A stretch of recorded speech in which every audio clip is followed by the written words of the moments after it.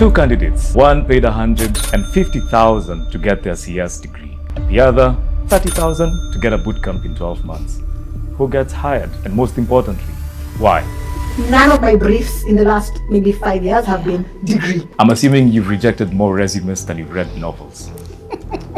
Fact. So what if I tell my clients I have a Harvard graduate in my team if they cannot design? What do you mean I am not getting this job fast? As long as the role is focused on safeguarding the people, you need a degree. Remember self-branding Yeah. when you're applying for roles, even in this world of AI. As long as capitalism is the way of life of humanity, companies will always be hiring. Hello everyone, today we begin where we left off last time. The question was, is the degree era over? Today we have some experts, but first, there's a question we need to ask ourselves. Two candidates, one 24-year-old, the other 24-year-old. One paid 150,000 per semester to get their CS degree. The other 30,000 to get a bootcamp in 12 months. Question one, who gets the interview? Number two, who gets hired? Number three, and most importantly, why? Today I'm joined by Stella, Diana, and Ingashim. Say hi. Hi, Rob. So before we even begin this, Stella, tell us, why should we even listen to you? Really good question. Yeah. I think I have a few points to share that may enlighten the audience based on my years of experience in love matchmaking in the corporate space. Love matchmaking in the corporate space. Yeah, I like to see myself as a bridge where the organizations meet their kind of the one, and the people meet their kind of the one, and live forever after. That's the point. So you're a corporate matchmaker here. I'm a corporate matchmaker. All right, Diana.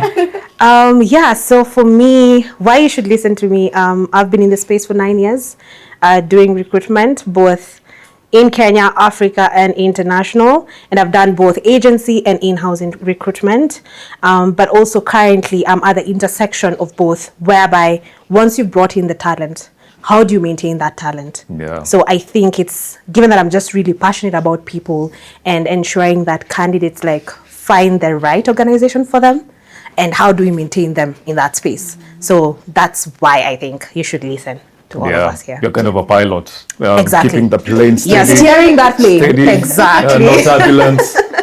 All right. Yes. Thank you. Ingashim. I love my fellow experts.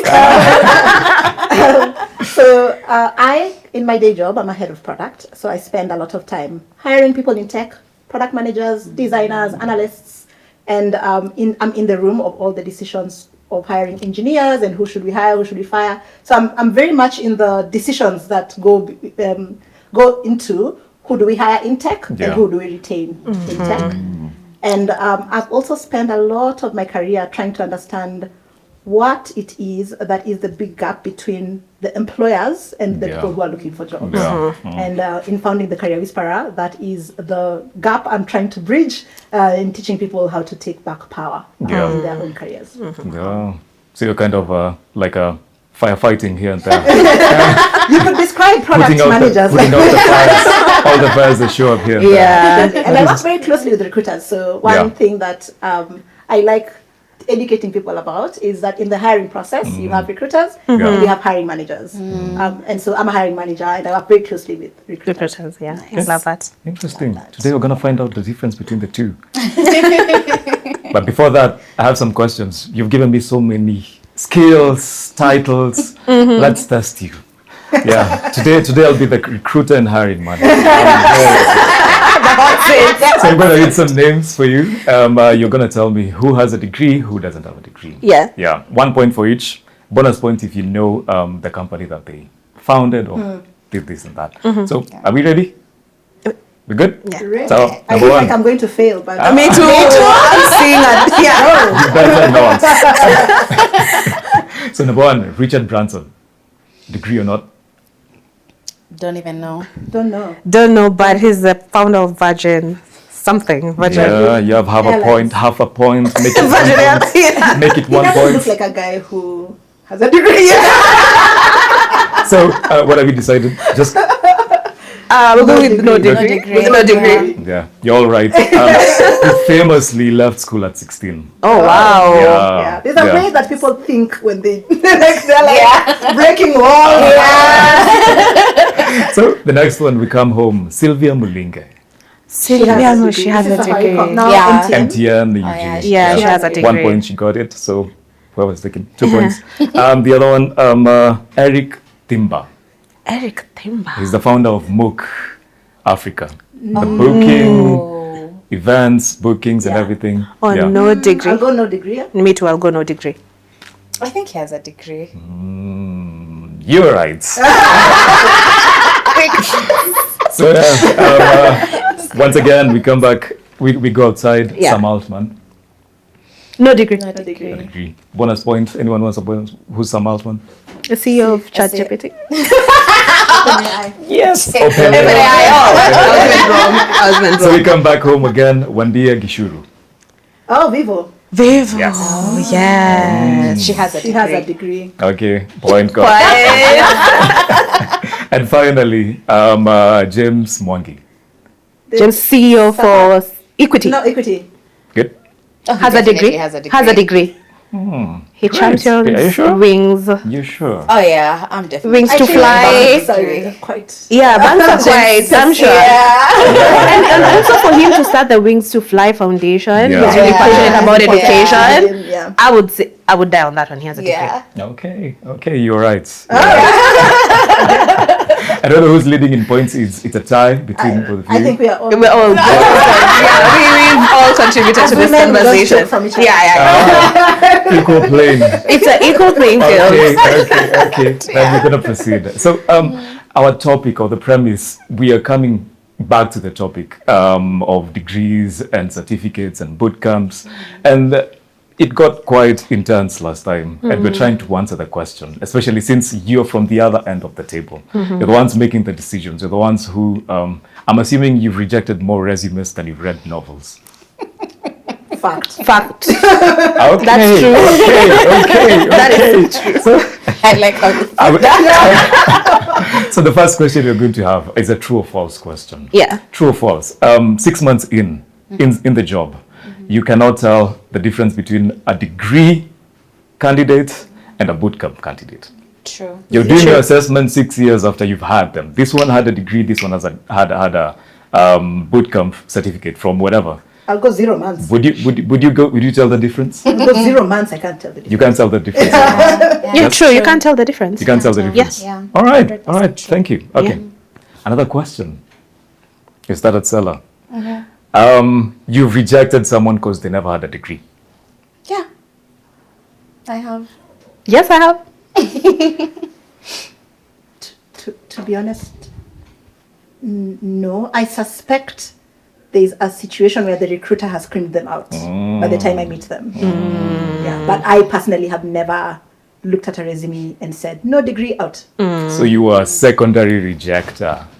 In some cases, in some cases I'm recruiter and hiring manager. So all of you in some cases, agree you've at one point or the other you've rejected someone. 'cause they don't have a Yes. degree. Yeah. So we're back to square one. Yeah. So which one is it? 6 months, no difference. And now you're saying you've rejected. Why did you do this? I would say number one, which I think is the biggest determinant, it's usually the requirement of the hiring manager and also the requirement of the organization. Yeah. It could be in some cases that the organization supports candidates who are, as long as they're skilled and experienced, then that is enough. But you find that because the hiring manager will be working closely with this person that they're hiring, Yeah. then they do have preferences. And in most cases, the organization has given a lot of trust to this hiring manager. So they end up determining which candidate gets to pass through. Yeah. Yeah, so recruiters, we are, let me say, relationship managers. ensure the candidate is happy whilst making the hiring manager So to happy go back at to the go back same to your time. analogy, sometimes the partner has strict rules. They're like they want them tall, 6 feet. Exactly. This way, exactly. yeah. I don't know if you've watched the Materialist. Yeah, precisely. I am she. You are Right the there. one. I don't want him 5'11". Yeah. I don't want him big and fat. Yeah. He has to be going to the gym. He has to be from Ivy League. Yeah. And you're like, okay, say less. So it's a top down. You're listening to the client and Yeah. doing it. Yeah. It's a cop out. That's a cop out. Couple. Tell us, Dan. Tell us. It's like not my fault. Equal recruiter here. Equal opportunity. Yeah. Okay, Okay, so for me, Yeah. what I would say, rejecting someone because they didn't have a degree. Let me clarify. It was 5 years or 6 years back. Recently, no. Oh yeah, true. And at the time, based on the client we were working with, I won't mention names, of course, given it was a graduate trainee program, and they needed people who had a degree in this, and also hiring manager to an extent was like, particularly from this institution, because I know these people from this institution thrive in this area. Yeah. So again, to Styla's point, Yeah. the hiring manager dictates on what they want, because at the end of the day, they're more experienced in that area, and they know what good looks like for them to be able to achieve in that role. But also, us as recruiters, we are supposed to advise the hiring manager. We are providing that sort of subject matter expertise to tell them like, okay, fine, as much as we're going with this person with a degree, we also think this and this. So it's not really per se we have to go with what they say. We have to advise them, but at the end of the day, the decision lies with them because they know who. So it's more or less rejecting them. It's more around the graduate training, and I'm sure you all know like a lot of consulting, a lot of this big FMCG. They're keen on people who've just recently graduated, and they're not saying certificates. They're more degree in this and this. So that's the reason why I've been able to reject. So they tell you the degree, the institution. I heard you mention that. So they're telling you XYZ institution. Exactly. And even to a point, and maybe we can talk about this when we get into that. This Ivy League. There's some clients who are like, oh, particularly someone who's been at Harvard or Yale, because there's this narrative, which I'm so passionate about, but there's this narrative of people who've gone to these Ivy Leagues are the best candidates, which I totally disagree with that. But the hiring manager is steering you towards that direction. So, I have done that, but recently, no. Things are changing. Things are changing. I think as Dan was talking, I also back in my early in my career, I did the very first person I hired, the degree was a requirement, and it was based off of my perceptions at the time of what it takes to do the job, and the biases that I had and the biases that I love the candidness. I think that back early in my career, I also didn't know better. I never hired people enough to know what actually makes a good candidate or employee versus not. And I think early in my career, I definitely made biased decisions based off of my own experience. Because that's what you only do better when you know better. But after hiring maybe hundreds of people now in my career, it is such a it's a non-issue. I don't even know who in my team today has a degree. Because I didn't care. Even when I'm talking to the recruiter and saying I'm hiring someone, none of my briefs in the last maybe 5 years have been degree. The brief doesn't have the degree. And it's possible that sometimes even the recruiter is applying biases when they're searching. But I have never actually made a brief that like this person must have a degree. Yes. But don't you think someone with a degree, you have a degree yourself? I do. Yeah. They kind of are entitled to feeling like they deserve a job. Don't you think so? My experience is when we talk about, I studied mechatronics engineering. My degree is still in school. I've never picked it up. Nobody has ever asked for it. I have one employer has asked for proof of education. Yes. And I wrote to my what are the leaders in the university? Faculty. Yeah, my faculty. And I asked them to write me a letter that proves that I am. So in my own experience, my degree has also not contributed directly to me getting the job. I also don't do engineering right now. If it's not obvious. And can I add on to what Ngashana said? Similar to me, yes, I studied degree in HR, right? But I can't say that I've actually implemented the concepts or the knowledge I learned there. Yeah. You don't go back to the notes? For me, it's on the job. No. I don't go back. It's more on the job training. I never refer to those. I think what the university did for me was it helped me build the networks. It helped me figure out how do you relate with people from different backgrounds. How do you carry yourself in that setting? And then just the discipline to actually push through and actually finish that degree. Yeah. So I like her point where she said like she's never taken her mechatronics degree. She doesn't know where it is. Even if you ask me, I don't even wear my certificate. I took it, yes, but I don't know where it is. Because previous episode, there was some comments. There was a comment from a guy called Mandela who said, kids get the degree, it's going to knock the doors, then your skills are going to get you into the company. So do you think that is right? I think right now, not so much, because we are moving to a world where we'll be doing like skills-based hiring to a point where skills tests won't just be done after first interviews. They're going to be done at the entry point. So my 4 years, my degree, my attachment don't go to might waste. Not count for something. But they don't go to waste, might because not. What I can say is a child, sorry. Go ahead. Yeah. A child is molded on two things, nature and nurture. Nature is your genetics. Nurture is the environment that you're exposed to. And a person's brain gets to fully develop by the time you're 25. So the more you expose yourself to an environment where your brain gets to be challenged by different things, including the group discussions that you're exposed to in school, the presentation, the networks just talked about, you get to learn things that are outside the technical skills that play a big role in whether you get the role or not.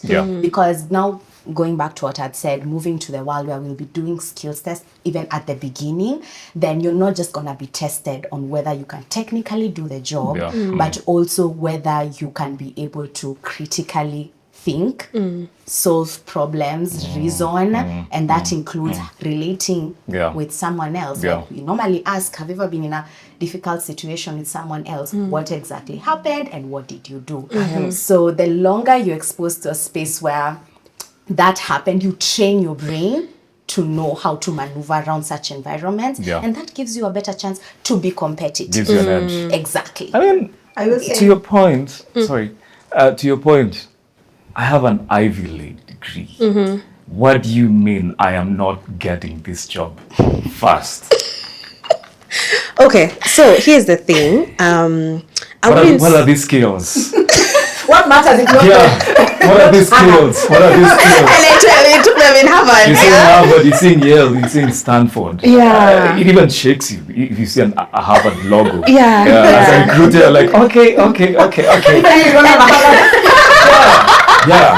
Yeah, it's intimidating as well. That's the thing. And I used to hear from a lot of clients, like, people who've gone to study abroad, they're more exposed. And to what you were saying, the more you're exposed into this different environments, you know how to carry yourself in that environment. As opposed to someone, so this person has studied in Kenya and then went to abroad. So they have a wider sort of scope of or rather the thought process in how to move around things is way different because they've been able to be exposing different things as opposed to someone who's been. So to her point, I see the logic of why some people go for this Ivy League. However, I don't think that should be the definitive sort of way of looking at talent. No, it shouldn't. It's based on skills at the end of the day. What are you as an employer, what I'm keen on is, are you able to solve my problem? This is the problem I have. Yeah. I don't really necessarily need like all these qualifications so that I can put them in my organization. For what?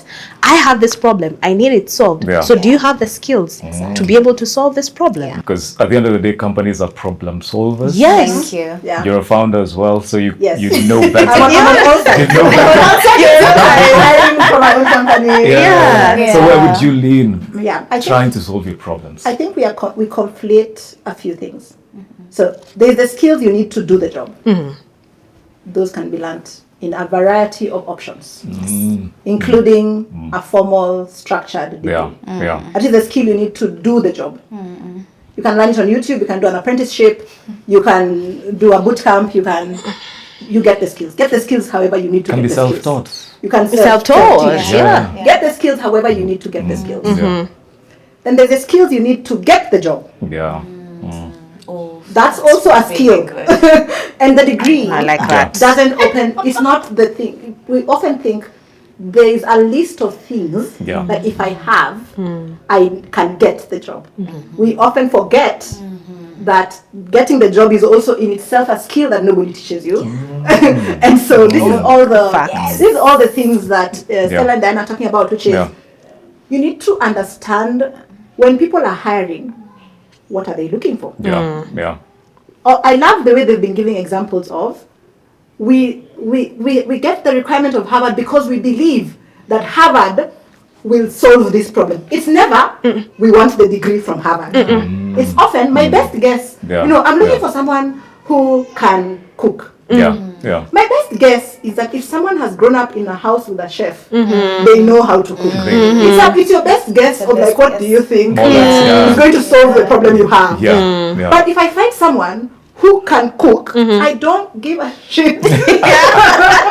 Doesn't matter. I'm not going to now say they can cook, but they didn't grow up in a house that Yeah. somebody did not that was a chef. They Say never that a had thousand an times, apprentice in Hilton. Exactly. Yeah. If that was my best guess of like who is the person who can solve the problem I have. Yeah. Yeah. So even when you're writing job descriptions, you're guessing. You're like, Yeah. this is who This I is the think thing, can solve Oh the my god, So yeah. we are conflating the skills it takes to do the job, the skills it takes to get the job, Yeah. and the requirements that are put on job descriptions and what they mean and what they are. They are really just a list of things that we believe will solve the problem. Yeah. But those are three different things, and once you understand how those three things work, Oh, yeah. then you realize it's not about the paper. Yes. The paper doesn't knock the door. Yeah. It's Yeah. not doing nothing for you. Yeah. But it's like, somebody will be like, I think if somebody went to uni, they probably have the critical thinking skills Yeah. to problem. Yes, Yeah. yes. Yeah. And Demonstrate ability that. to learn, yeah. I don't care whether you went to the university. University or not, exactly. Or whether you went to college Yeah, or a exactly. polytechnic. Maybe you work in a farm and Yes. that like gave you like Thank you. critical thinking skills. True. So as long as you can 100%. Yeah. demonstrate that Yeah, well, yeah. and this is where the skills for getting the job come from. yeah, How yeah. can you demonstrate the skills that you have? Yeah. Yeah. Then That's true. Then So Yeah. Hold on to that. And I also would love just for us to clarify something. Yeah.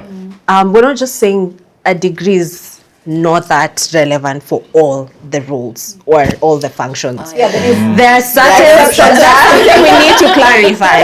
There are certain specialized sort of areas of expertise. Yeah. You need a degree. Yeah. Doctors. Yeah. Doctors, someone in medicine, Yeah. someone in engineering. Yeah. As long as the role is focused on safeguarding the people, Yeah. I Yeah. agree completely. you need a degree. Yeah. That's true. You get. So there's this now for the business world side, Yeah, like yeah.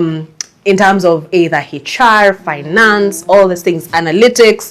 Those things can be self-taught and Yeah, you can yeah, learn yeah. on the job.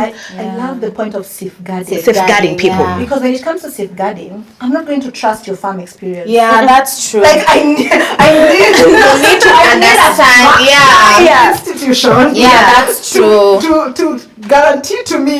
Yeah. That's certified. Yeah. Yes. Yeah. Safeguarding is Yeah. a really good way of thinking Yeah. about Yeah. the difference Yeah. between which Yeah, roles. which are roles? in. Yeah, I Yeah. love that also. Speaking of Love that. certifications, Kate from Namibia. Kate from Namibia. We have viewers from Namibia, guys. Wow. So Hi, Kate says from Hi, Kate Kate. from Namibia. She's about to break down your points. Don't celebrate. She says, in the current environment, you need not 1, but 2 degrees to land a role. Do you find this to be true? No. 2 degrees Yes. to land a role. To land a role. To land a role. Yes. 2 degrees. Yeah. Haibo. What I would ask Kate from Namibia. I love Namibia, by the way. Kate from Namibia. Is that a fact Or is it or a perception based off of your experience? Probably an experience. And we've had it. And let me ask you this, Diana, before you say. 2 candidates. One has 2 degrees and the other has 1. And worse, there's one with a boot camp. Why are you leaning? Where are they was? Why are they worse, by the way, Mike? Yeah. Goes back to who can solve the problem. Honestly. Thank you. How do you know Yeah. this? How do you know No, this? you see, Mike, that's why now you see a lot of hiring or recruitment processes are including the skills test, technical test. And that's where I should be able to sort of sift through if you're able to be a fit or not. Treat them equally. Yes, I will treat them equally. For all of you, you have the opportunity. 7 years of hard work. Yes. And please, and that's the other thing. Oh my God, I'm so sorry. The other thing is, I don't know why people equate years of experience to relevant. To ability to solve Ability problems. to, why? It doesn't. It doesn't. Doesn't. Well, to be biased, it's a sacrifice, you know. All these years I was doing this, I was da da da da. No, that's fine. That's your own journey. But This is it's go such ahead. an emotional process. Yeah. I need to say. Unfortunately. I know it's and we've done the 4 years. We've done the 5 years. Yes. But it's supposed to be an investment towards your own personal development, which is completely independent from the corporate world altogether. You and your society, especially in Africa, there are situations where it's a community that's, you know, fundraising for your 4-year journey in campus. And now you're telling me some Moringa graduate is gonna beat me in that interview. And I think if you are, again, going back to the 3 skills, the thing you need to do the job, the thing you need to get the job, and the understanding of how the recruitment process works that you can take advantage of it. If you have your degree and you know how to get the job and you understand how the recruitment process works, it works very well in your favor. Yeah, competitive advantage. But we shouldn't focus. I think the thing we are trying to communicate is don't expect the degree by itself to be an edge. The degree by itself, it is not an edge. It's not. But if somebody is from the boot camp, I used to work on Moringa School, so I love Moringa School. If you have this Moringa School boot camp and you have these 2 skills and the other person doesn't, the Moringa School graduate is going to get your job. Like it's the world we live in. The paper by itself is not the thing. That's the only myth we are busting. By itself, it doesn't do much. Well, and just to add on to her point, I had an experience where I was working for a media publishing organization, and we used to hire a lot of animators and graphic designers and producers. And I can tell you that being a sort of technical world, I never used to check their resumes, ever. It was, show me your portfolio. I just want to see how good you are in designing. Are you good at using this software? Okay. How well have you, what are some of the examples or some of the projects you've done? If it matches the kind of quality the hiring manager is looking for, move along. There are some of them who are from the Harvards, the Yales, the Stanfords. There are some of them who were self-taught from YouTube. We got to learn that once they're in, you know, like once they share a brief, I'm like, oh yeah, you know, I learned some of things. I'm like, wow, you're really good at it, you know. But all the company needed was a really good designer or a really good animator who would help the organization make more money by designing better animations than most of the other competitive companies in the world. So, as long as you understand the problem they're trying to solve. Yes, that's all that matters. That's all that matters. How do you position yourself? You're hiring a designer. Now, I think sometimes we're also often putting the same kind of skill on the table. But the argument that the degree does a lot more for you is like saying, I'm looking for a designer, but I will hire somebody from Harvard who did economics. because they have a Harvard degree. Like it doesn't do nothing for me. Yes. More the prestige. Yeah, like, More the prestige, actually. But so what if I tell my clients I have a Harvard graduate in my team if they cannot design? Wow. What It's use? Yeah. You get to bill a higher bill. We have Harvard designers. You come to the receiver. Yeah. The thing he was saying, like, I don't need to build up like all these qualifications so that I can showcase it in my organization. Yeah. Oh, we have this one in Harvard. At the end of the day, I need shit to get done. Yes, Yeah. exactly. You You get don't need trophies on the wall. running a business. yeah. The company wants money. That's all they All want. I want. Can you get the money? Done. Maybe a final comment from someone, and this was a spicy one because it got so many comments. It's from Nana S3G3D. I'm not even joking. We'll just call her Nana. Degree, Nana. Yeah, degree holders work for government, corporations, NGOs, and all the fancy companies where they do not produce much. Wow. The foundation for computer science, tech, and software engineering are not degrees, but passionate, self-taught, and skillful disruptors. What do you think about that? Wait, I don't think I've understood that comment. Come again.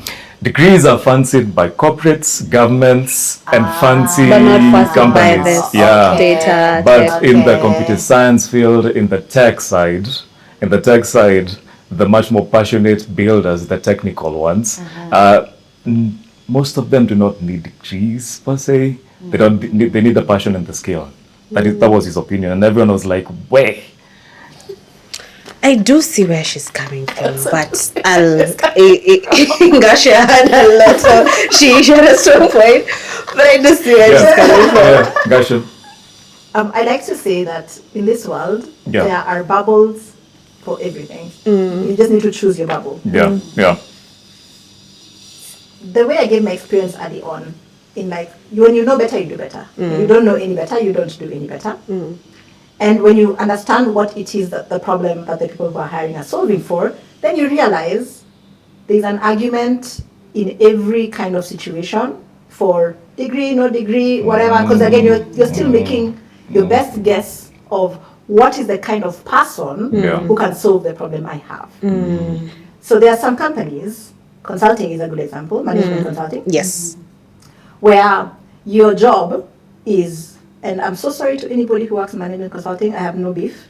You have a bunch of 20-year-olds Can I get into trouble? who are going to go into big companies and tell those companies what is wrong and how to run the companies that they have. Yeah. Right? When they're hiring, when management consultants are hiring, what they're trying to solve for is what is the best looking candidate to do this job. This 20-something-year-old is going to be sitting with CEOs who have 40 years experience. What will break that barrier? Harvard. Yeah. You need to be very well dressed. Yeah. You need to have they have a stipend for how they look and how they come. You have to speak in numbers and have to be very eloquent. Very well spoken. And jargon speak. And you have to jargon speak a lot. Yeah. Because for them, the problem that they are trying to solve with the people they're hiring is how do we get this CEO to listen to the person who is talking to them to justify the bill I'm about to give them. Yeah. And in that world, your Harvard degree matters. And it matters a lot. A lot. Yeah. No idea. A lot. A lot. A lot. Especially when the jargon was. Yeah. I think that because We'll circle back. No wonder. I have experience in it, so so I'll see you later. I'll tell you about management consulting. We're not attacking it. I mean, some punches landed, but Think about that argument in government. Yeah. If in a parastatal, you're leading a company that millions of Kenyans need to see who is it you're hiring, who is it, whatever, and those PR and aesthetics Matter. Yeah. and there are companies that will always matter. Is the university from a certain region? Exactly. Yes, exactly. This, Yes. My father used to lead a company in Mombasa, and he's not from Mombasa, and that was a contentious point, like one of this, because it's like he can do the job, but like seem to it. And in those situations, depending on the kind of company you're trying to run, if you're trying to run a PR company, you can just say, you know what? Let's just hire the person with all the accolades, with all the whatevers, and from this region. But that doesn't mean that it takes that accolade to do the job. So we also need to separate the two.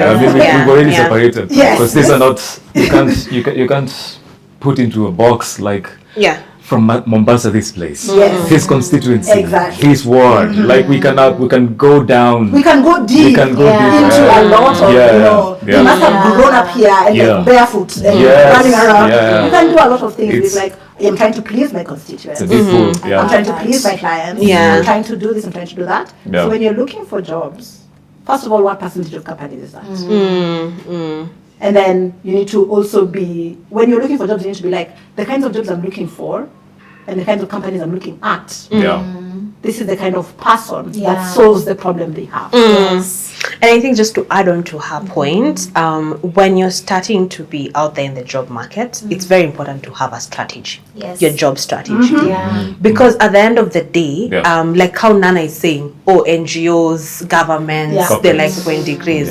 But that's generalizing it. Like not all NGOs value degrees. Right? And like other tech companies, they like certification and everything. I think it's really important for you to have a strategy such that, do I want to get into the, let's say, big MNCs now? Go in the past. Just look at the people who thrive in that environment. And also it's very important to research where are they heading to, right? And then from there now you can be able to understand, okay, because I'm targeting, let's say, I don't know, I'm just dropping names like Google or whatever.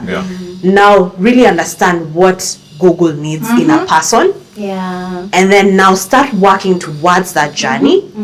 If they do need a degree, go for it if it's going to make you competitive. So getting is manage expectations. Candidates need to manage the expectations. Exactly, and just to add on the points, it's like Point said, it's like when you're looking for who to date. Going back to my last match. You need to know yourself first. And the job space is exactly like that. Understand who you are, understand the environments that you would thrive in. Like I would give my personal experience. I knew by the time I was getting into the corporate space, I'm not those rigid, uptight, suited up kind of ladies. By the book, I also don't do well in the spaces where I have to check in by 7 a.m., check out by 5 a.m. Flexibility is very important for me. I also notice I love fast spaces where I can be able to think fast, solve problems, be able to work with difficult challenges. So I don't do well in spaces where it's very predictive, you know. And so because of that, I avoided government spaces, for example. I avoided other organizations where I knew they're structured like that. So I was looking for my person, you know. And I got environments where it doesn't matter what time I start work, I can start at 11 a.m., leave at 4, so long as I've delivered the work. And so when you know yourself and you know what works for you, then that helps you even in like targeting the kind of organizations. That's great. That's great. We're about to push you on something. We're ready. So let's begin with data. What's an outdated practice, specifically in recruitment, maybe in Kenya, that is going on and you think it's outdated, like it's lived out its time? Because let's call it what it is. A stale spice. A stale spice. I'll go back to the point I mentioned. This equating years of experience to relevance, or like you're actually qualified. Do you think that's stale? I do. Okay, it depends on the level of. Okay, because like how I'm saying this is maybe someone who has 5 years of experience, and then there's someone who has 2 years of experience. This person with 5 years of experience has worked in, let's say, like a large MNC. And then there's someone with 2 years who's been in a startup. Like understand working with working within messy All the chaos. spaces with the chaos, Yeah. no ambiguity. They have, like, just based on that environment, they've really sort of gained a lot compared to, that's my own perspective, compared to someone who has been in this large corporate. The other thing I would mention is this, especially in Kenya, whereby people ask your salary, salary expectation. We all have that. need to We've got stop we've all got that question. Yeah, because at the end of the day, you already have a budget for this role. And I don't understand why you're doing that as a HR person. Wait, you guys already have a budget? Any organization. You guys already have a budget? Any organization. Before I go out there, we've already discussed internally, this is the budget for this role, and this is what we're going to pay this candidate. embarrass myself like lowballing, and I'm like, I don't mind 100K, if you can. And I feel like that's why we need to empower also candidates. Like what she was saying, Yeah. you're also interviewing the employer. She's saying it's a love matchmaking, right? As much as you're interviewing me, I'm also Yeah. interviewing you. Are Yeah. you right for me? Yeah. Yeah. So this thing of asking salaries so that you can shortchange someone, I mean, Does that happen? that's that not. happen? It does happen. It In does Kenya, happen. a lot. Yeah. It does It does happen. happen. Remote companies know that much. They give you the budget. This is what I've seen, my experience Yeah. in the Yeah. remote Yeah. space. We give you the budget, and if it's within budget, go ahead and apply.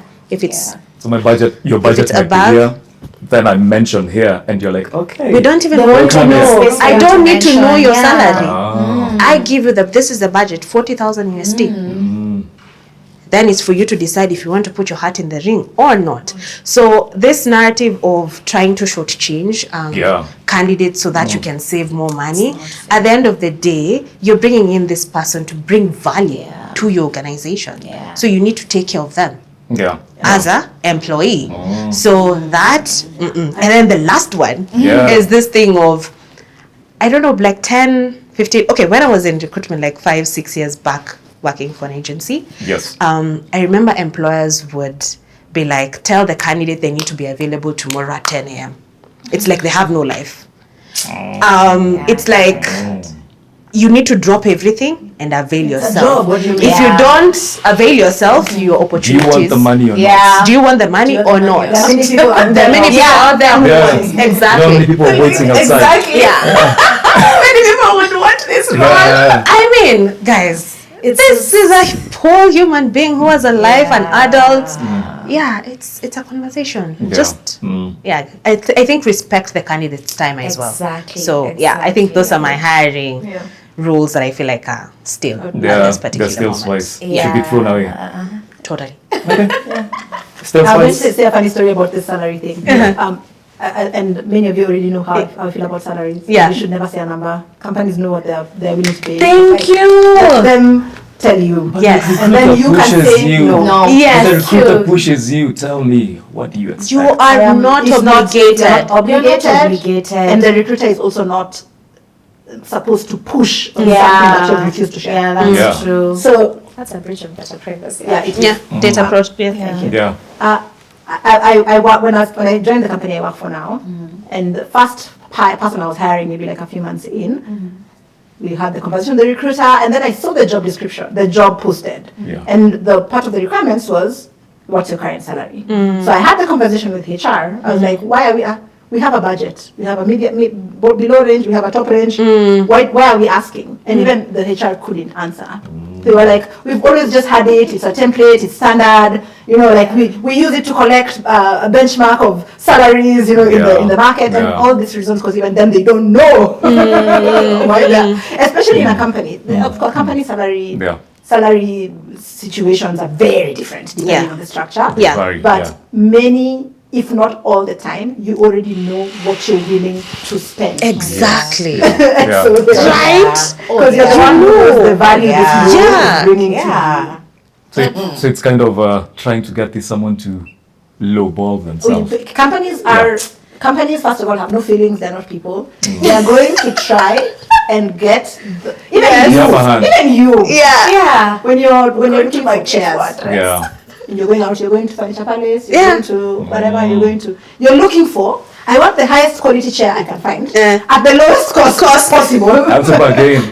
All the way. You're bargaining. How low can you go? How low can you go with furniture palace? Exactly. Yeah. So that's the same companies are just the same. They're profit making, in many cases profit making companies, and they're like, how can I get the best value with at the lowest possible cost? So the moment you give a number, you've already put yourself in a point. Advantage. Companies have the most power. They know the value this role brings. They know how much they're willing to spend. They know what's their overhead cost. They know how, they have all the power. All the numbers work. The only power you have is not giving a number. So don't give a number.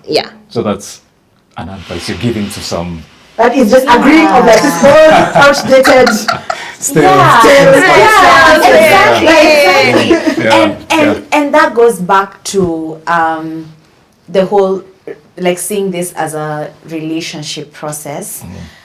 You cannot allow yourself to be with maybe someone who's narcissistic if you know your value. So I know it's hard. I know it's scary being in the unemployed space where you're wondering, oh my God, am I gonna get a job? But like, that's not supposed to be the approach. Like, being able to compromise your value. The approach is supposed to be like what she said. What are the skills I'm supposed to understand? In terms of like, how does the job hiring process work and what do I need to learn? Not this other side of let me compromise all my values just to get even that, be paid way lower than what I have to offer. Just so 1 a.m. today. Or even exactly that's it's just it's not right. It's not right. And we're even getting into a world which is my point of what I feel is like wearing out, where the job process is a two-way evaluation. It's not just, and I think we've talked enough about that. It's not just the organization evaluating the person, but also you evaluating the organization. And the moment you feel like this working culture doesn't work for me, don't go there, because you're not even gonna perform well. You're gonna be frustrated. You won't be your best, and probably quit the next probably 6 to 8 months. It's just not worth it. It will be, And I'd like to add to Stella's point, maybe just a caveat a bit. At times we can be talking from a privileged point of view. Very privileged point of view, because as much as we are saying that if the values or the culture of that organization doesn't align with you, there's someone out there who just needs even that one job to get in. So also it's a matter of looking at your situation, right? And yes, as much as that's where you're headed, get in and work towards that. You get, so because if you don't have a job and you're like, someone is giving you like maybe, I don't know, 50,000 shillings and you have nothing, and this is what they're offering you, I'd say take it up and then work towards getting to that 150,000. Your goal in mind, Yes. It's just like, don't deviate from your path. So be strategic, but it's is what just, you're saying. being very strategic, because I don't want us to come from a point of, we've been lucky enough to work for all this remote. So imagine if there's a fresh graduate from campus or boot camp, whatever you name it, who's desperate at this point. Very like desperate. It's been a year plus, and they're like, okay, tell me anything. I've never painted a house, but tell me, give me that job. Give me that job. So you're saying, I think an outdated thing for me, maybe like related to this, is employers treating employees like they're doing them a favor.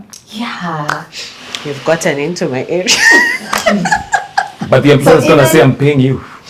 I'm providing all these perks for you, allowances. For nothing. Of course, for a service. It's for service. So employers especially, and I find that the less structured you are in the way you treat people, the more entitled you feel in like I'm paying you 15,000. So why are you not showing up here the moment I tell you to come? The moment nobody is hiring anyone to do them a favor. Nobody. You're hiring someone because they're adding value to you. Yes. And often that value is a lot higher than what you're paying them. Yes. 100. Very often. I was just talking to my husband the other day and I was telling him, our nanny has become such a central part to our survival. Yeah. Oh my God, yes. You can't function. Those managers? If you get a good one, and this is the same thing with employees, if you get a good employee, the Yeah. value they bring to your life, you're likely paying them less. It than the value. outweighs what you're paying them. Exactly. Yeah. So many times employers are treating employees like they are slaves. I don't know, and they're masters. Doing them a favor. They're doing them a favor. You know, if I didn't employ you, you wouldn't have rent. Yeah. But if I didn't employ you, my company wouldn't be making money. You're bringing you're bringing something to Value. the table, Yeah, and that's true. many times, if not all the time, that value you're bringing is higher than what they're paying you Yeah. because they still need to make a profit. Yeah. I mean, the argument is, and this is, I know it's stale as well. If you treat them kindly, they won't be as aggressive. Yeah, I know. They won't be as aggressive. I know that. Yeah, they won't be as Diana has a lot aggressive. to say about retention. They won't be as aggressive. They lose that oomph that is required. You know how when you're starting, or you're a fresh graduate, or you're a fresh employee, yeah, you have that, you want to prove it to Diana. I'm gonna show you that, yeah. How do you No. I deal with think that? let's not get it twisted in the sense that it doesn't mean when you're kind, you're being laid back and letting people do whatever they want. Of course, in an organization, there's an employee handbook. There are ways, there are values as to how you need to carry yourself or conduct yourself in that organization. When it comes to performance, there's certain KPIs or metrics that you need to meet to be able to, all this govern how you carry yourself as an employee. It doesn't necessarily mean, yes, you can be kind and then just let them do whatever they want. No. Because if you let, even us as human beings, if you let us without governance systems or whatever, we'll go, it's go easy. It's so easy. So I would say kindness doesn't necessarily mean that you lay back and let Ignatia or Stella do, or being, that's the word I was looking for, being complacent. So it's just a matter of, yes, they're clear on what is expected of them, but I don't have to go to Stella and be like, what you did was very useless. No, that's not kind. Bring up to their office every day. That's how the not reports being go? kind. There's a way you can give feedback, and it's constructive feedback without having to make someone feel lesser than who they are. Yeah. There's actually data that these studies have been done about this, that workplaces that have a higher employee engagement yes, outperform workplaces 100%. that in terms of like what they care about, profits and margins, and companies that have high engagement outperform. So it is directly related to the outcomes employers are trying to, by looking at you every day like this to see whether you're producing the spreadsheet. I'm actually producing the spreadsheet less. Exactly. Freedom and autonomy and so there's studies about this, and so employees, it's not only an outdated practice, it's actually costing employers money. I love that. So would you say hiring, whether tech or not, is an act of faith? You're trusting in someone, you're just believing they might perform. No. We have to have evidence. We have You have to show evidence. It's not an act of faith. It is never, that's Good why the point. interview questions are very structured. Good point. And that's why the skills tests are customized. It's a good point. Yeah. To Leads test us to if our you're next- able to do that. Which leads us to our next And even question. when we were saying, one point, she was saying about JDs, how do you, Nini? So even as you're sort of writing your resumes, you need to be able to tailor make it such that it speaks to, you have the skill to tackle that problem. So as much as, yes, it's not acting in good faith, with your paper, I'll see if there's evidence that you've done that. And then I will get into the skills test to actually prove that you actually do the job. And then we'll go to references. I need to confirm what you're telling me is true. It's true. And verify, which is something I also think references are going to be a very big part in the future hiring. That's true. I mean, that leads us to the next question. You said it's all about skill. You have to prove, you have to do background checks. Have you regretted hiring someone? Many times. Even after all that. You've done all this homework and you end up regretting. I have, become better at it over time. Yeah. Because now I'm able to, filter out the nonsense from the, So what are the regrets before we get to what my you very first changed? hire, Yeah. my very first person I hired, I had no idea what I was doing. And I ended up getting caught up in the what they were saying in the interview, and it's The fluff. The fluff was very intriguing to me back then. And people speak well and dress well and I learned very quickly that has no correlation with their ability to do Charisma. very quickly. Reese. No one Reese. I think we let him go. We let him go within like a month. Wow. It was a month. a really bad decision. Yeah. Gosh. And it was very expensive. A very expensive decision. Because now you have to go back and do to the go back same and start process and begin. It's expensive. Wow. So very expensive. Sienna? Yes, I have. So many in my years of experience. I've flopped. And it boils down to the same thing, honestly. Culture fit. Yeah. I'd rather hire, we were talking about this actually with Stella the other day. I'd rather hire someone who's not technically good, but they are a culture fit. But also culture fit and willingness to learn. So for me, that person, I'd rather train and show them the ways of doing things, as opposed to someone who thinks they know it all. Bad attitude, but if you give them something, they'll do it. But now there's sort of that sort of culture is trickling down to the entire team, and now it's a bigger cost now trying to build that engagement for the entire team. As she said, high engagement, high performance. A disengaged team, poor performance, right? So it's culture, number one. Yeah. Culture as well? I would say yes. So what's number 2 on that list? Technical ability. Technical. The power couple is technical ability and culture fit. Culture is Culture carries a lot of weight. for breakfast. Breakfast, lunch, dinner. It's been your experience as well, Stella? Yeah, absolutely. Yeah. I was even sharing this like when we were at work and telling my team, you might bring in someone who's technically strong, but if they're not a good team player, then those skills won't benefit the team in any way. Because especially when you're dealing with bad attitude, entitlement, then you'll never really get to see their skills take the team from like level 1 to level 2. So then why did you bring them in the very first place? And culture isn't always, a bad culture fit isn't always somebody who has bad manners. True. So a What's the bad difference? culture fit. So if you're going into an environment, let's take the startup environment for example. Things change quickly. You need to adapt quickly. It's very rapid. It's very quick problem solving on the ground. It's being able to think on your feet and being able to like deliver something. Wear many hats. You need to like one day you're a finance manager, the other day you're coding.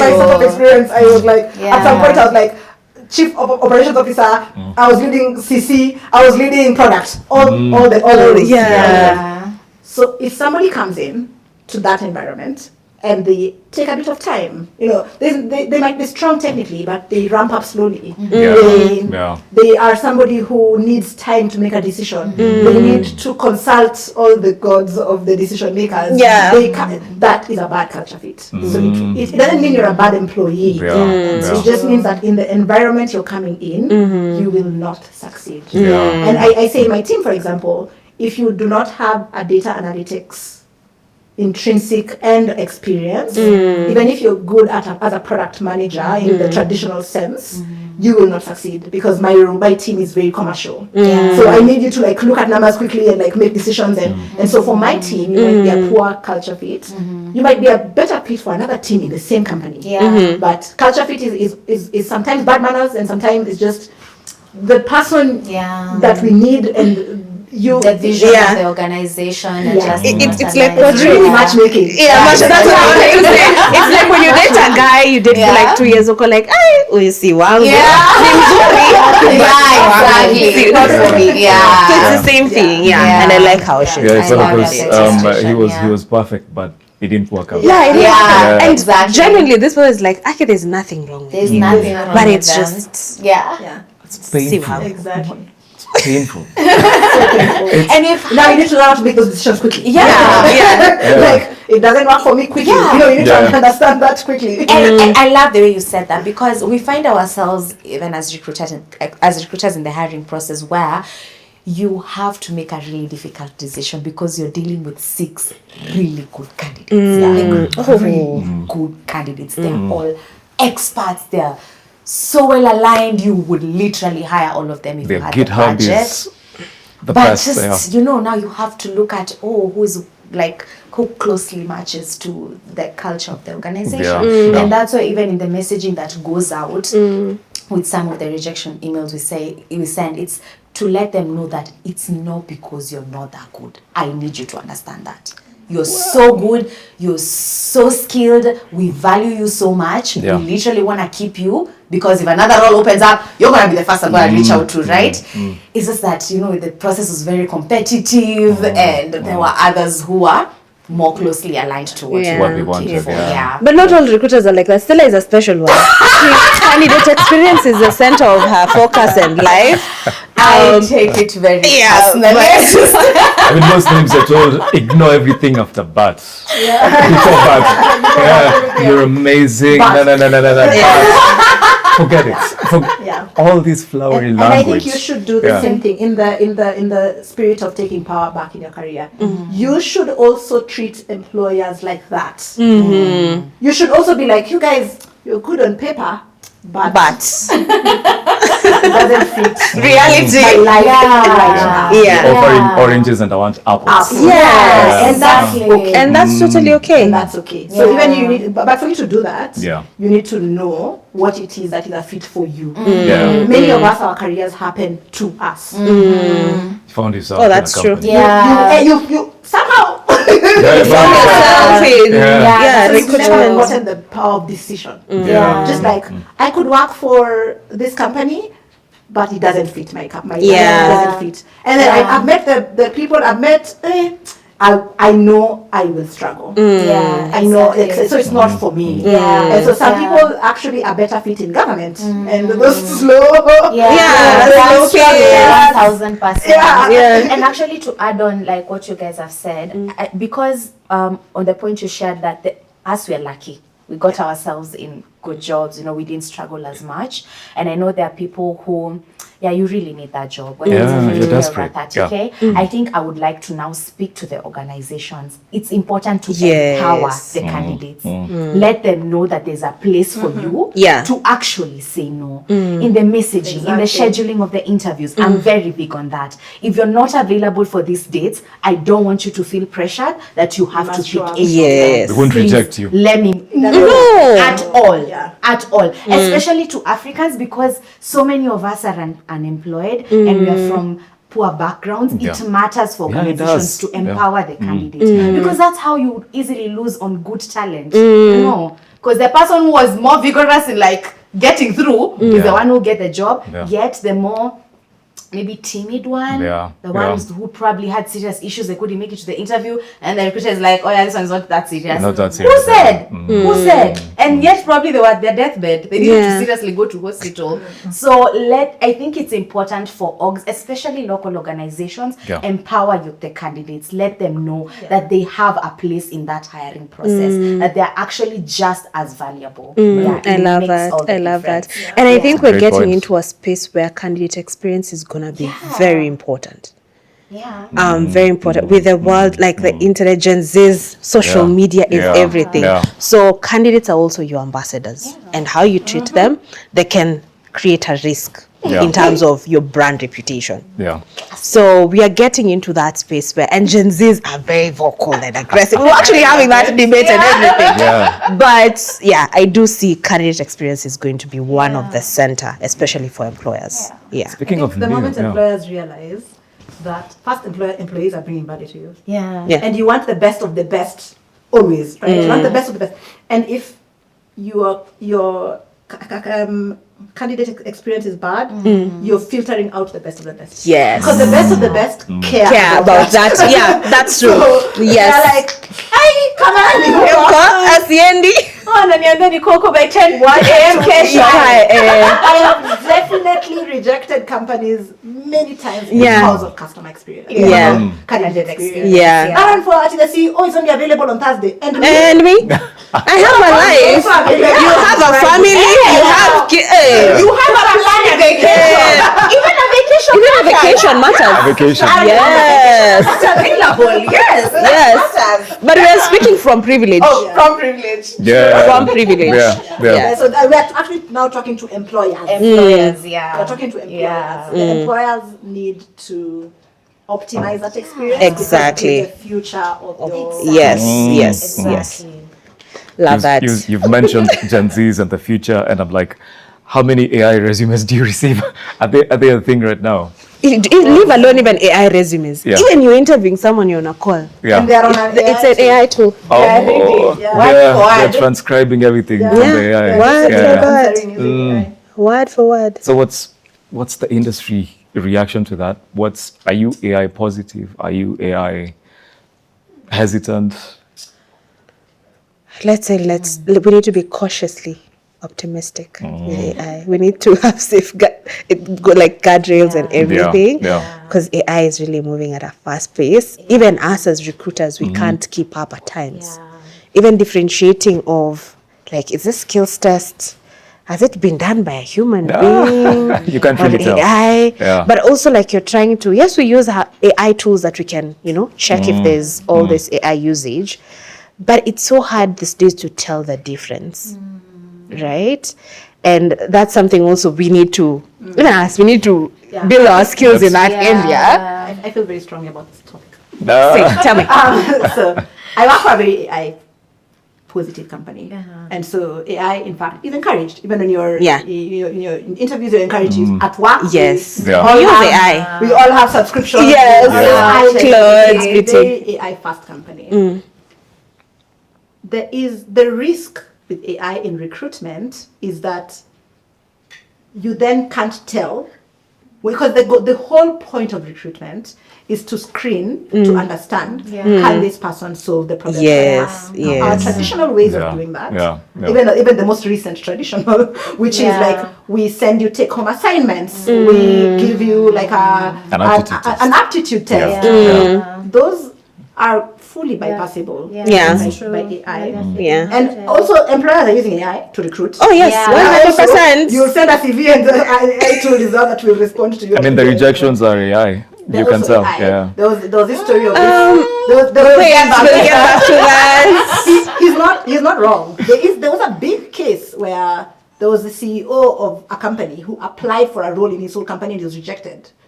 He applied for an entry level. It's the same template. The companies that built AI CV review systems is one company, and then they sold it to. Let's not get into. There is a problem, and what I'm trying to say is that there's a problem right now because we are trying to screen and recruit with old methods that are easily bypassable by AI. We have to adjust how we screen. Take-home assignments are no longer relevant because somebody will just use AI to do that. We also have to decide as a company, like when I'm hiring, I tell my candidates in the interview, you are allowed to use AI. I want to see you do it. Yes. Don't hide. Share your screen. Tell me, this is what I would do. I would go to Claude. I would type. I want to see you using AI tools because when you use AI tools, you move faster. But I want to see that you can do it and that you can do it well. And so for how I changed how I hire, we used to have a take-home analytics assignment. It's now a live session. So I'll give you the assignment, and then that's how also we're trying to and when you're doing the assignment, you can use AI. I just want to see you do. Yes. Because I need to validate that you can solve the problem that I have. Exactly. You don't vibe coders. No, and in fact now, like in the company I work for, AI is also part of a performance review. If you don't use AI, it works negatively in your review. So AI is encouraged. It's just in recruiting, we need to now figure out what is that new world of recruiting? Yeah. That's the thing. Without losing the human touch. Yes. Without losing the human touch. That's true. Yeah. Because we are having even candidates tweak their resumes to match the exact keywords. Sometimes I see a that CV, you're looking for. Yeah. I'm like, the word you used here, only my company has that software. How did you know that? Exactly. Yeah. Proficiency. To use. Like something that would be like safaricom.net. This is an internal tool.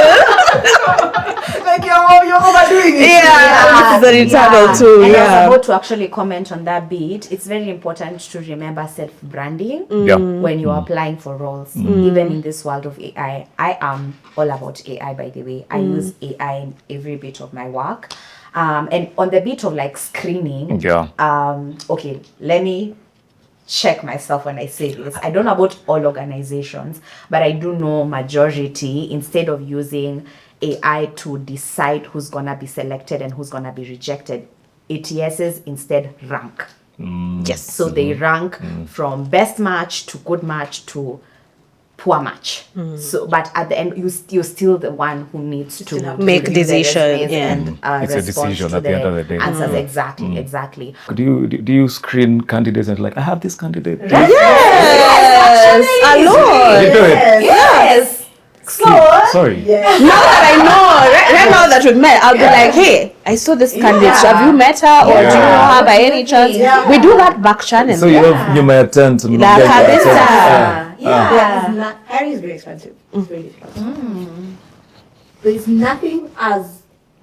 nothing that can give you as much confidence as somebody who is trusted by somebody you trust. There's no. I'm telling you, you can come and if there's somebody I trust. And I don't mean like in my personal life, like in the professional world. I trust their opinion, I trust their perspective. And if they come to me and I say, I'm looking for a guy to come and moderate my session. And I'm like, have you worked with Mike? Do you trust him? That is worth a lot more than that's true. And you see, that's why I think it's research, but fact check me on this. Around 70 to 80% of the jobs, 80%. are through referrals. Most of these jobs that I had, through referrals. So as much as also you're trying to look for these jobs on LinkedIn, there are other jobs you need to find in other networks via people that are not being posted. It's a very human experience. I worked with Stella. I worked with very human. And when you find one good person, and you're like, I have one good person in my team. Do you know more like you? Bring me 4 employee referral. Go to my community. I found this gem. I work in another one. So it is a very human experience, and we often treat it as like I go to LinkedIn, I send my CV. I hope Stella sees it. It's very isolating. It's very isolating, and very lonely, and very human. Have conversations. It's like dating on dating apps. Versus dating on person. And I think and it boils down to what we're talking about AI as well. As recruiters, we are trying to not lose the human touch. As much as the AI, it's the machine that will do like the first pass. A human has to make a decision at the end of the day. Either we're going to move this person or reject them.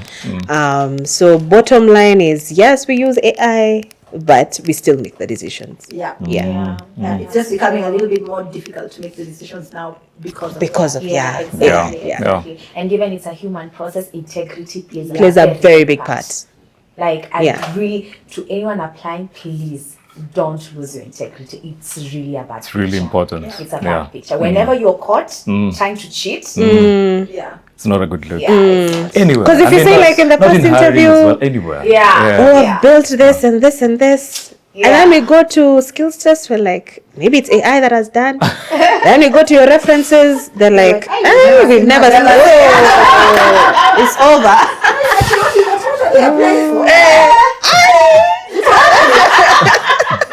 The channelist. Once when you do back channeling.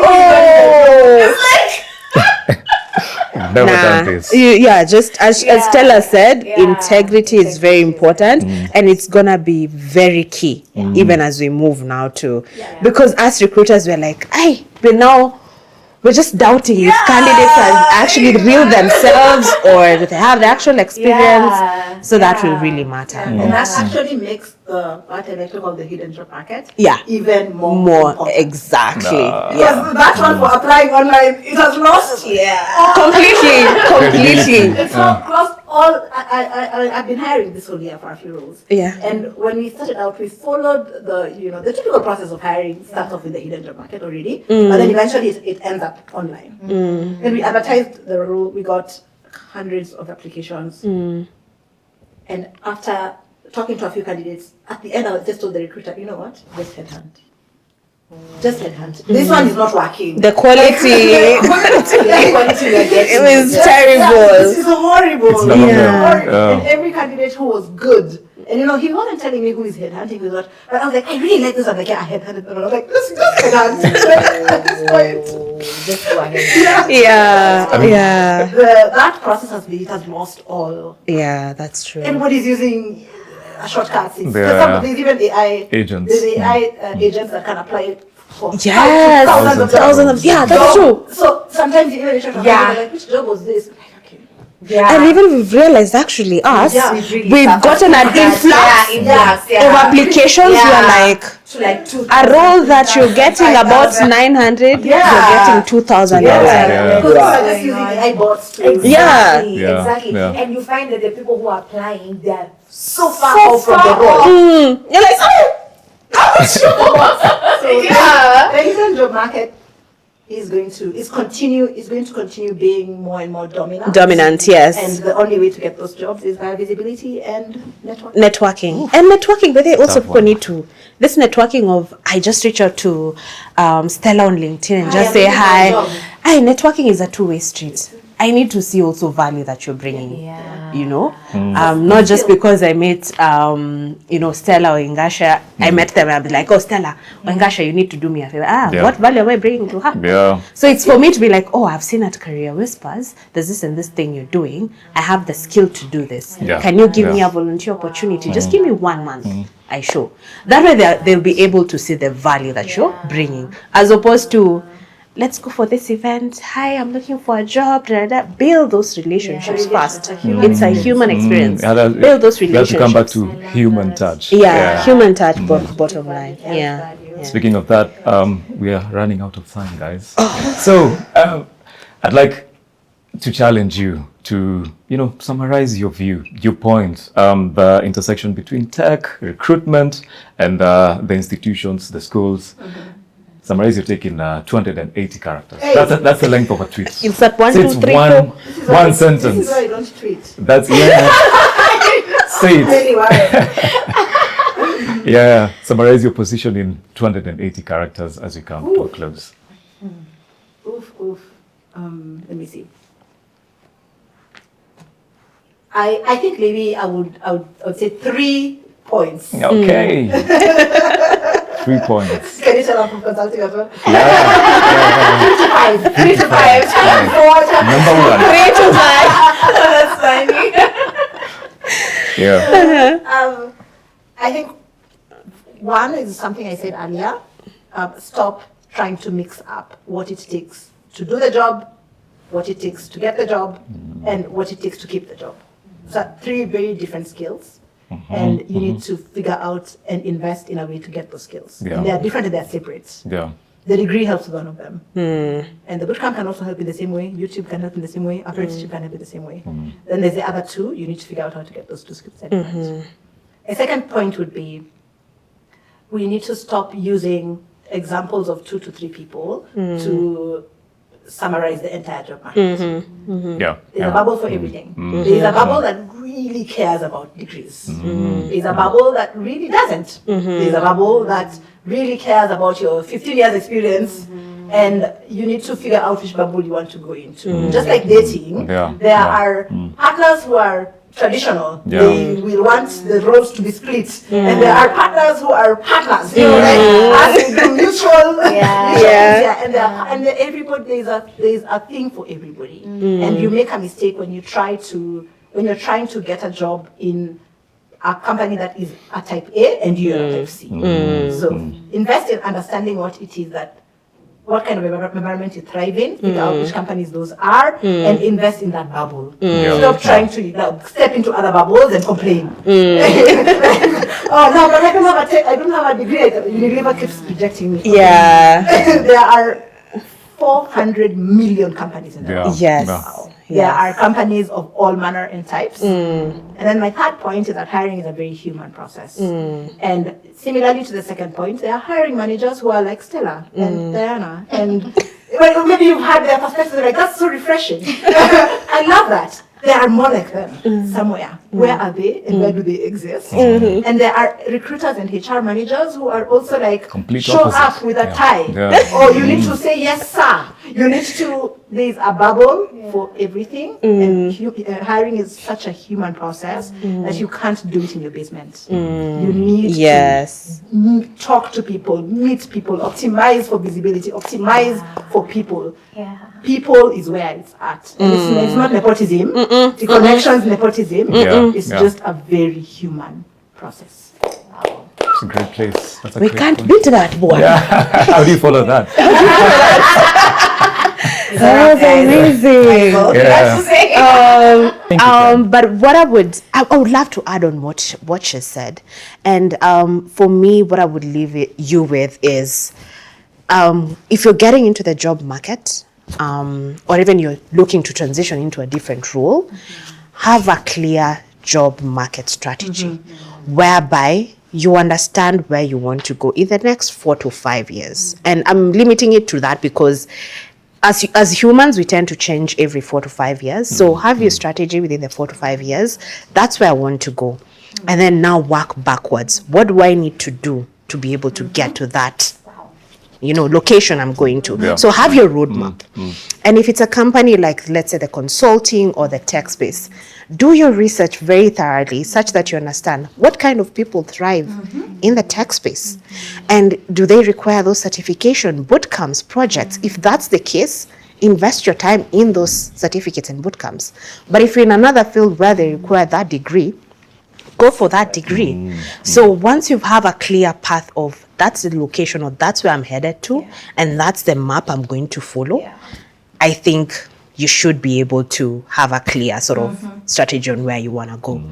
And then the final thing I would say, yes, degrees are, okay, for my experience or my opinions, right now they're not that relevant, but they're still important. And degrees can actually get you that, they can open for you that door, but demonstrable skills will get you hired. So I'll leave it at that. So strategy and demonstrable skills. That will get you hired. Okay, thank you. Stella?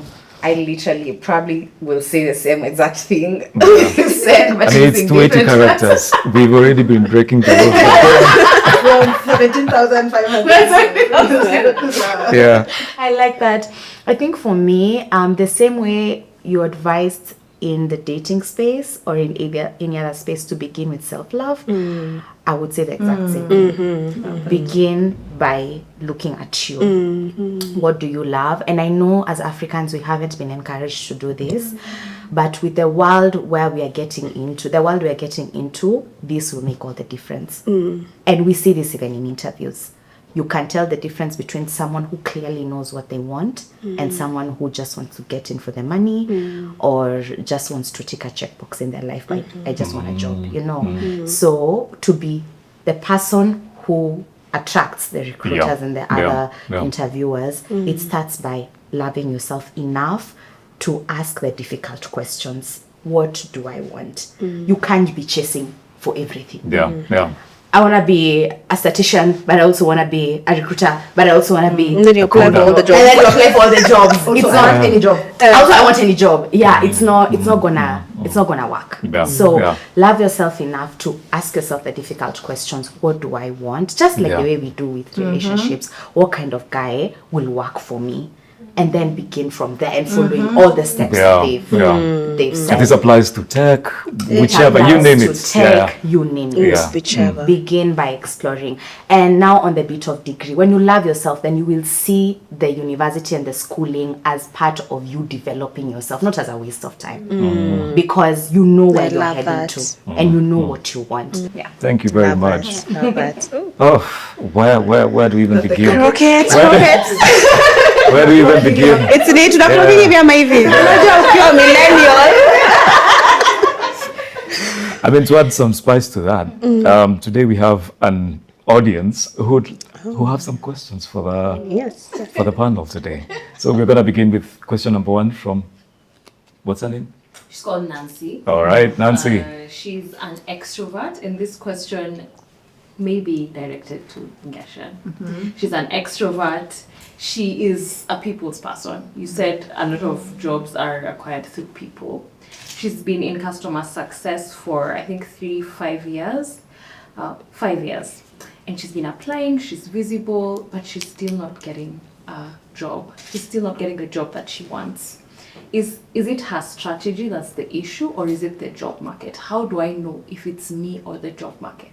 Is there ever a problem with the job market? That's a very, very good question. Also very difficult to diagnose from one sentence. I would have to dig deep into, what's her strategy, how is she applying, what is she applying to what companies, for you to be able to tell, what is the problem. I do have a quiz for anybody who's interested that gives you that first layer of why am I not getting hired. There's a quiz, thecareerwhisperer.net, it's free. Go and do the quiz, it's 5 minutes, and that can give you like a first layer diagnosis of what could be happening. We could link it in the show description. Maybe 20,000 people have done that quiz now. I'm among the 20. I do it as well. I do it also sometimes, and I'm like, I'm about to start job hunting. Like, okay. I think it gives you like a very good first layer diagnosis of what could be happening. So I can't speak to her specifically and her example, but what I can try to answer is that, is there ever a problem in the job market? I think for as long as capitalism is the way of life of humanity, So well answered. companies will always be hiring. The job market will always continue, because again, human beings are greedy. So once you make 1 million bob, you want to make 2 million bob, you want to make 3 million bob, you want to make 4 million. And companies are the same way. So for as long as capitalism is the way of humanity, I think jobs are here to stay. And the job market is, I wouldn't say there's something wrong with the job market. What happens in the job market is that it evolves a lot. A lot, yeah. So we move from one wave. I'm sure all of you remember the big boom of software engineering. Oh, yes. And for 5 to 10 years there, it was massive.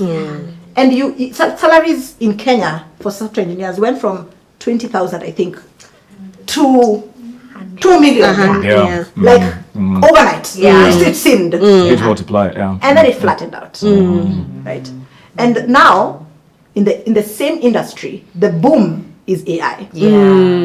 So the same people who are being hired for $2 million a year, crazy money, were software engineers. Yes. And now they are now building AI companies. Yes. So what happens in the job market is that it evolves and it continues. So it changes, and the shapes. It you think about it as a circle, and sometimes it bulges here and it bulges here. And so much more. I love that analogy. And it doesn't go anywhere, and it rarely gets bigger or smaller. It just changes, and so you need to just know where it's changing to, and you need to align and adapt your strategy that Diana talked about to where the job market is going to. Don't get stuck in a bubble that's busting or that's going down. Because then you will keep saying, there's no jobs, there's no jobs. There's no jobs. Where you're looking, where you are looking, there are no jobs. So that's a Great answer. Wow, Great that's answer. nice. Another question? Yes, Yeah. question. Sharon, she's an influencer. Anyone can answer, but I'm very keen on you, Stella. Have you ever stopped at candidates' social media and changed your opinion about them? Good question. I have checked a person's social media and hired them because of it. Oh. Yeah, especially when I was working in a media publishing company. And we were looking for a social media manager, and the people that I was being told to focus on in LinkedIn were not giving me the kind of portfolios that I was looking for. Yet the candidate that I spoke to who really stood out to me, all they had was their LinkedIn profile. And I was like, I would believe you who does this on a daily.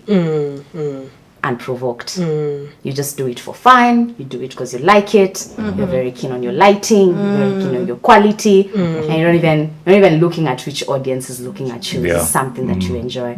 I had them and I did not regret. Yeah. So they demonstrated. They've Demonstrated. Exactly. Like this. And I think I'd like to add on to that. It was a team effort. We've had, the role was a content director. And we really we were trying to find candidates on LinkedIn. But now this one particular person, I remember I used to listen to the music, on Twitter back then. Just go through their content. And I remember the time I told my manager, I remember this person, can we check them out? We go to LinkedIn, we find that LinkedIn is dormant. So we go to Twitter at the time, X, and we reached out to him on DM, like, hey, we realized, because we're a content director, basically, they're trying to get out videos for young girls to tell a story, or just more around just civic education, all those things. But it was more focused to young girls. And this person was really churning out content that's, you're telling a story, but through videos or your blogs and whatever that may be. So we were able to hire this person via Twitter, because we got them on Twitter. Then of course they gave us the mobile number and everything.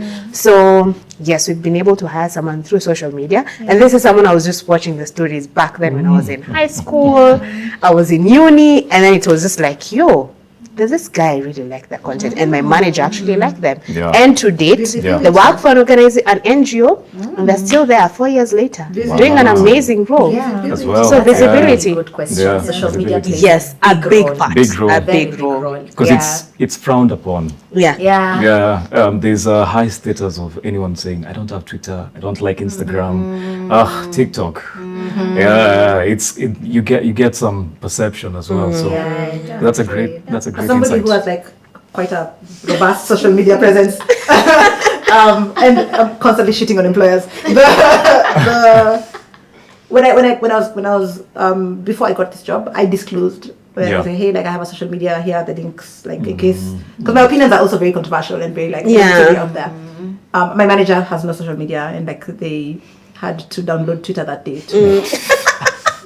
That is so funny. But it didn't. Like, and I was very forthcoming, because I'm like, this is important to me, I'm not going to give it up. Like, if you need me to give it up, say now. Hold your peace. I love that. And it was important to me to find a company that doesn't get intimidated by criticism. I'm not going to represent my company on my social media, but if I'm going to talk about employers this way, in fact, one of the HRs, because I'm also constantly shitting on HR, one of the HRs in our company was like, I watched this video where you were talking about the liability that HR has, where I said HR is not your friend, and you are right. I've never really thought about that. Like, to me, that kind of company is important to me. You need to be a company that can hear, can listen, open comms. It was a big decision factor. To me, I know the question was, do companies reject people? But like as a candidate, I was going to reject any company wasn't going to be. That wasn't going to be. Yeah. Okay. Final question? Yeah, we have a final question. Speaking of bias, have you ever hired someone just because you like them a bit more than all the other candidates? Yes, always. All the decisions. Yeah. Just their personality. Yes, it happens a lot. I'm a culprit. I gravitate to people who are bubbly, can express themselves. Even like education, pedigree as well. There's that level because you understand maybe like the environment. We both study in the same environment, so we have similar experiences. So it's just easy for you to gravitate towards that. But that's why you need to keep on checking yourself and have this unconsciousness of bias trainings to be able to just to keep on checking yourself. So yes, it happens. And that's why many recruiting processes are not one step. Exactly. That's why I have. Have we been affected by bias? Yes. But has that led to a candidate being hired? No. Because there's usually more than one person involved when you're hiring, so that you know there's someone else to check you and be like, I hear what you're saying, but Exactly. The last question is from Kevo. He's 23, he's a final year student, and it's for everyone to answer. If you're graduating today with no connections, no experience, how would you get hired? Or where would you start the process? Yeah, how would you start? If you're graduating today, Where will we graduate here? You yourself. Fresh off campus. Today, no connections, no nothing. How would you get hired? I have a whole and this is actually why I built the job hunting toolkit. It is the step-by-step. How do you start from zero to like? Yeah, because it's hard. It's hard. Yeah. It's a reality. The 5 I'll do very high level because it is a toolkit with like 7 different tools. But the 5 general steps are starting out with that step I said is like figure out what you want. Don't try to go for everything. There's a reason why the very wise men Wahenga said takayote clearly, because it confuses you and it wears you out and you don't know how to package it. Start with what you want.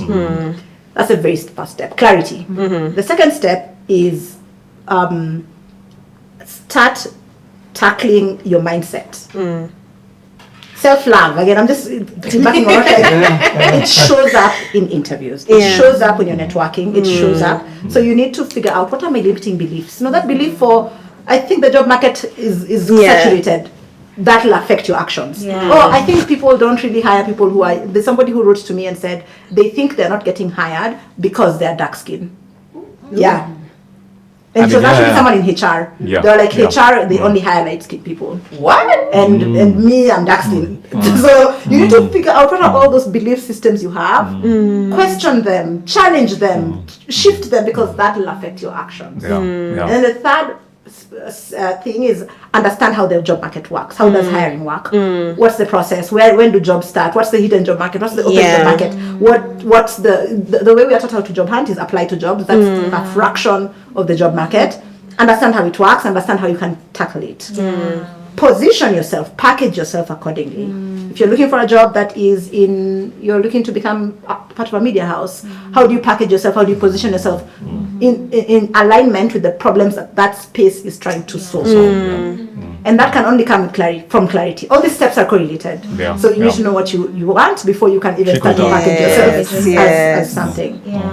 And then you need to understand the value that you bring to the table, be able to articulate it, communicate it, and be able to basically speak about it. This is the value I bring to employers. And then now you need to start the process of the hidden job market, networking, growing your network. You can grow your network from scratch. It's and I know both Stella and Diana will agree. It's not something I can tell you how to do in one sentence. It's a skill. It's like tell me how to be a data analyst. Okay. So where you you need something you need to learn. So you need to learn how to network, how to figure out how to position yourself. And a very core part of that is something that I like to call productive hobbies. If you're looking to be videographer, start to do things, projects, hobbies. How did you call them? Demonstrate skills. Productive hobbies. That is a really core part of that process. And I'd say the final part of this process is figuring out then a structured strategy. You can't just job hunt. It's all to spread your net as far and wide as you can. I want to cook chapatis.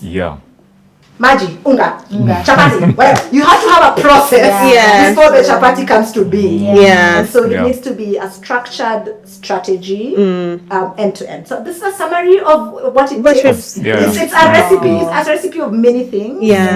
Which is what I packaged into the I love that. I love that. You know, when she was talking, even I can't add.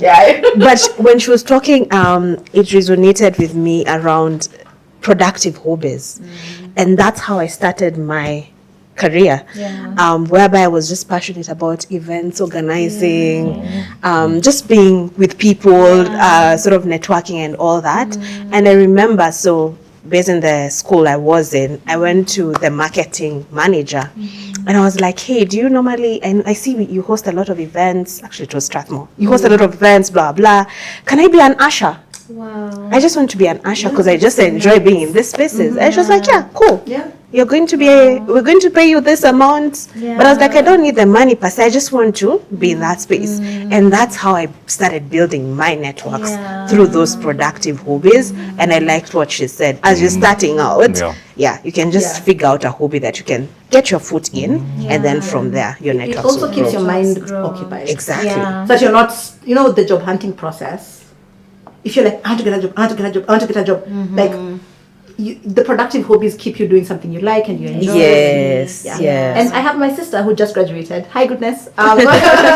Who of course, I taught her these things like very early.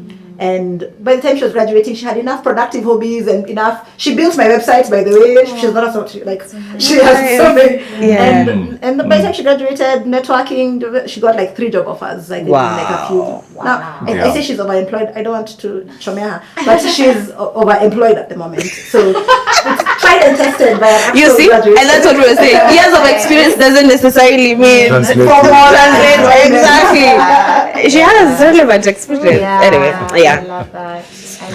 That's great. I think we can wrap up there.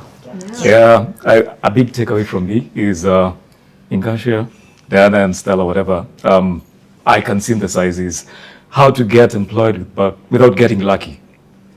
You don't have to be lucky. We all said, oh, we are lucky. We are lucky we did this. How do you get employed without getting lucky? I like that. So Kasia, Diana and Stella, thank you very much for bringing the sweets. Thank you for having The us. savory. And to our viewers, what do we say? Thank you. Thank you, audience. Who answered the question? For degrees? We answer that. We answered the question. You'll tell us in the comments. Maybe they eat us for breakfast. These people are so privileged. These people don't know what they're talking about. People warriors, they are ready for you. That's it for today in Spicy Tactics. Thank you very much for being with us. Asante sana. Share in your comments what your take is. The spicy, the mild ones, and the stale ones as well. Asante. Thank you.